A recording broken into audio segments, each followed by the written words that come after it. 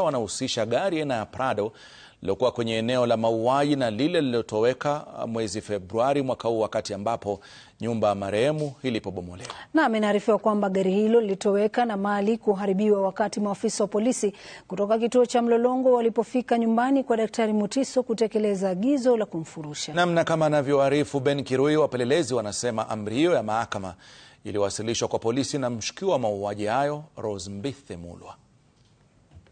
Inaaminika kuwa Daktari Victoria Ndhunya Mutiso alipopigwa risasi katika eneo la Upper Hill jijini Nairobi, gari aina ya Toyota Prado lilizuia teksi aliyokuwa ameabiri kabla ya majambazi waliokuwa kwenye pikipiki kummiminia risasi 3. Sasa wapelelezi wa DCI wanaochunguza mauaji hayo wamehusisha gari hilo na lililotoweka wakati wa ubomoaji wa nyumba ya Daktari Mutiso katika eneo la Mlolongo, kaunti ya Machakos.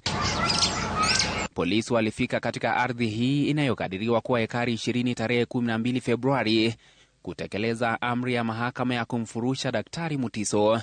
Katika zoezi hilo, mali ya mamilioni ya pesa iliharibiwa na magari yaliyokuwa yameegeshwa kuibiwa. DCI wanaamini kuwa moja kati ya magari hayo ni gari lililokuwa kwenye eneo la tukio wakati Daktari Mutiso alipouawa. Inaarifiwa kuwa Rose Mbithe Mulwa, mmoja wa washukiwa wa mauaji, ndiye aliyewasilisha amri hiyo ya mahakama katika kituo cha polisi cha Mlolongo. Amri hiyo ya mahakama inachunguzwa kubaini iwapo ilikuwa halali au gushi. Takriban miezi 4 tangu uvamizi huo, Daktari Mutiso aliripoti tukio katika kituo cha polisi cha Mlolongo kutaka uchunguzi wa uvamizi na uharibifu wa mali yake. Kesi hiyo ingali inachunguzwa. Inaarifiwa kuwa punde tu alipotaka uchunguzi huo ndipo masaibu yalipoanza kumkumba.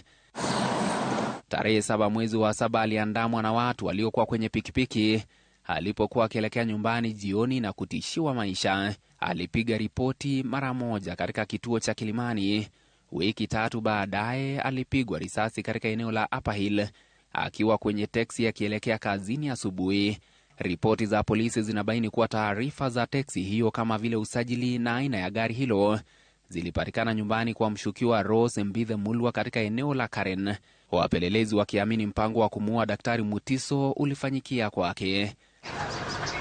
Ardhi hiyo ya Mlolongo imekumbwa na mzozo wa umiliki kati ya Profesa David Musyimi Ndetei, ambaye ni mumewe Daktari Mutiso, na mkewe wa zamani Rose Mbithe Mulwa tangu mwaka wa 2002, mwaka moja tu baada ya talaka ya ndoa. Kwa sasa Rose Mbithe Mulwa, ambaye aliwania ugavana wa Machakos kwenye uchaguzi wa mwaka wa 2022, na mwanawe Chris Mulwa wanaendelea kuzuiliwa, mahakama ikitarajiwa kutoa uamuzi kuhusu ombi la upande wa mashtaka la kuwazuilia kwa siku 30 siku ya Jumatatu. Ben Kirui, runinga ya Citizen, Nairobi. Na mtazamaji, siku ya 5 tangu mfanyabiashara Jimmy Mutavu